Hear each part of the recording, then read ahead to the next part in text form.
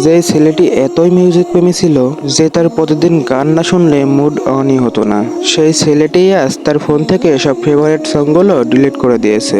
নৃত্য করা যে মেয়েটির রীতিমতো নেশা ছিল, সোশ্যাল মিডিয়াতেও তার নৃত্যের ফ্যান ফলোয়ারের কোনো কমতি ছিল না। বেশ কয়েকবার নৃত্যের জন্য পুরস্কৃতও হয়েছে। সেই মেয়েটি এখন হাঁটাচলাটাও করে খুব সাবধানে, কারণ সে জানে বোঝে হাঁটার মধ্যেও পর্দা আছে। যে ছেলেটির মুখ দিয়ে সবসময় হারাম গালিগালাজ বের হতো, সেই ছেলেটির মুখ দিয়ে আজ আল্লাহর জিকিরা তৈবা ছাড়া অযথা কথা বের হয় না। যেই মেয়েটির বয়ফ্রেন্ড ছিল, সাথে অনেক ছেলে বন্ধুও ছিল, সেই মেয়েটি এখন 3 বছরের একটি বাচ্চা ছেলেকেও মুখ দেখতে দেয় না। যেই মেয়েটি আগে অন্যদের বোরকা পরা দেখে হাসি ঠাট্টা করতো, সেই মেয়ে তো এখন বোরকা পরে সাথে সাথে আবার বান্ধবীদেরও বোরকা পরার পরামর্শ দেয়। এভাবেই হুট করে পরিবর্তন হয়ে যাও না, পুরো দুনিয়াটাই তোমার কাছে জান্নাত হয়ে যাবে। তোমার এই হুট করে পরিবর্তন হয়ে যাওয়া দেখে সমাজের লোকেরা হয়তো তোমার উপর হাসি ঠাট্টা করবে। তাদের হাসি ঠাট্টায় তুমি হতাশ হও না, এক সময় তারাই তোমাকে অনুসরণ করবে ইনশাআল্লাহ।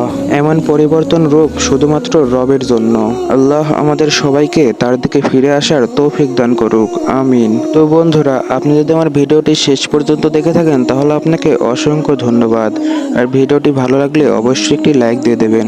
আর আমাদের চ্যানেলে নতুন হয়ে থাকলে প্লিজ চ্যানেলটাকে সাবস্ক্রাইব করে পাশে থাকা বেল আইকনটি অন করে দেবেন। ধন্যবাদ। তো সবাই ভালো থাকবেন, আল্লাহ হাফেজ।